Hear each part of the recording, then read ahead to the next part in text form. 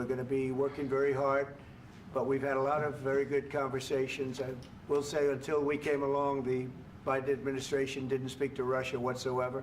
They didn't speak to anybody. They just allowed this to continue. And I will say that, I'll say in front of you, you've heard me say it 1,000 times, if I were president, this war would have never happened. We would have had a deal negotiated for you without having to go through what you've gone through. They've been unbelievably brave, and we give them great credit. This was supposed to be over very quickly, and here we are 3 years later. So I give tremendous credit to your generals and your soldiers and yourself in the sense that it's been very hard fighting, very tough fighting. They're great fighters, and you have to be very proud of them from that standpoint. But now we want to get it over with. It's enough, right? We want to get it over with. So it's an honor to have you here. Thank you very much for coming. We're going to really exciting moment. This is where we get when they stop the shooting and we end up with a deal. And I think we're fairly close to getting that. And I hope that this first document will be a first step to real security guarantees for Ukraine, our people, our children. I really count on it. And of course, we count that America will not stop support. Really, for us, it's very important. And of course, I want to discuss with you what United States will be ready to do. And I really count on your strong position to stop Putin. And you said that enough with the war. I think that is very important, Ben, to say these words to Putin at the very beginning of war, because he is a killer and terrorist. But I hope that together we can stop him. But for us, it's very important to, to save our country, our values, our freedom and democracy, and of course, no compromises with the killer about our territories. And we know that Europe is ready, but without the United States, they will not be ready to be as strong as we need. And you know that these crazy Russians, that they stolen 20,000 of children. And the last point, last not least, about exchange, about our people and children. And you know that these crazy Russians, that they stolen 20,000 of children, Ukrainian children. They changed their names, they changed their families, relatives, and now they're in Russia. We want to bring them back, and really, it's a big dream, task, and goal for me. I wanted to show you and this. So thank you very much. we want to get that ended, right? Yeah, of course. We And want. I think we will. I think we will. And We have to, of course. do you have any questions, please? I've spoken with President Putin, and I feel very strong. I've known him for a long time, and I feel very strongly that they're very serious about it, and we'll make a continuing. President Zelenskyy, do you feel like the U.S. is on your side, that the President Trump is on your side at this moment? Right.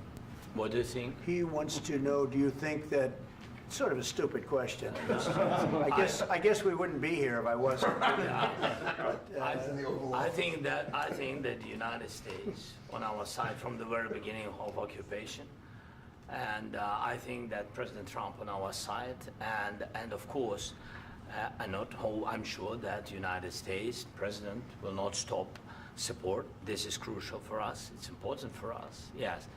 And Putin, the president, speaks about the people and the soldiers which are dying, but they came to our territory, they came to our land. They began this war, and they have to stop. And I think this is the question, with really the most important question.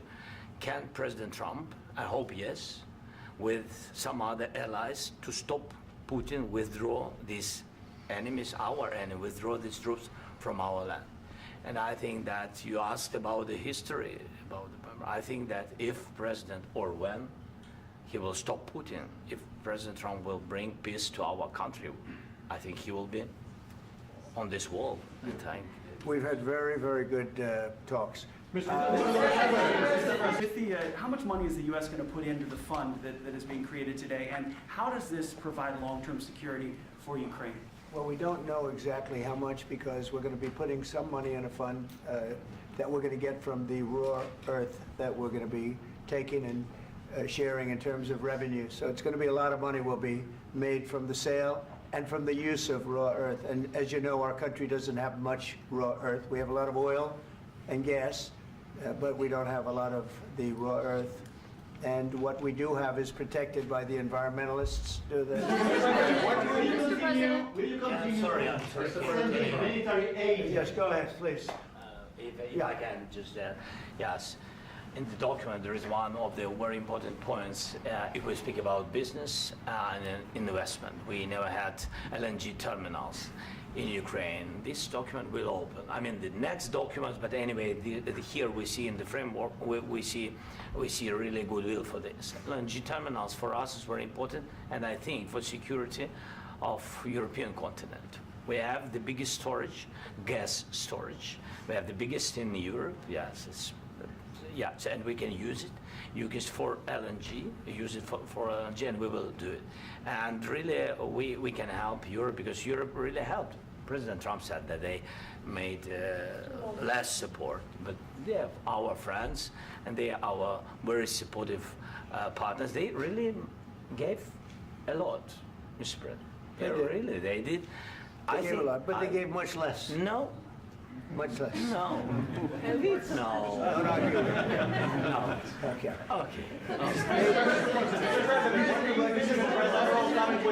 Among the best in the world in terms of raw earth. So we're going to be using that, using it for all of the things we do, including AI and including weapons and the military, and it's really going to very much satisfy our needs. So it's something that just worked out really well. We have a lot of oil, and we have a lot of gas, we have a lot, but we don't have raw earth. So this has just about every component of the raw earth that we need for computers, for all of the things we do. This puts us in great shape. And on long-term security for Ukraine, how does this provide it? I think they're going to have great luck. I think once we make the agreement, that's going to be 95% of it. They're not going to go back to fighting. I've spoken with President Putin, and I feel very strong. I've known him for a long time, and I feel very strongly that they're very serious about it, and we'll make a deal. And when the deal is made, I don't think, we talk about security. Everyone's talking about the other day, all they talked about was security. I said, let me make the deal first. I have to make the deal first. I don't worry about security right now. We have to have a deal, because right now, last week, 2,000 soldiers died on both sides. 2,000, and they're losing 1,000, 2,000, 3,000 a week.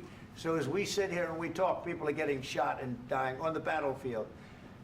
And you know, they're not American soldiers, but they're Russian soldiers and they're Ukrainian soldiers, and we want to be able to stop it. And we want to be able also to spend money on other things. We don't want to, this is a tremendous amount of money, and what the Biden administration did was terrible. They were giving money, but he had no security on the money. Europe, as you know, gave much less money, but they had security. It was in the form of a loan. They get their money back, and we didn't. And now, at least we're protected, because the American taxpayer has to be protected too. But this is an incredible agreement for Ukraine.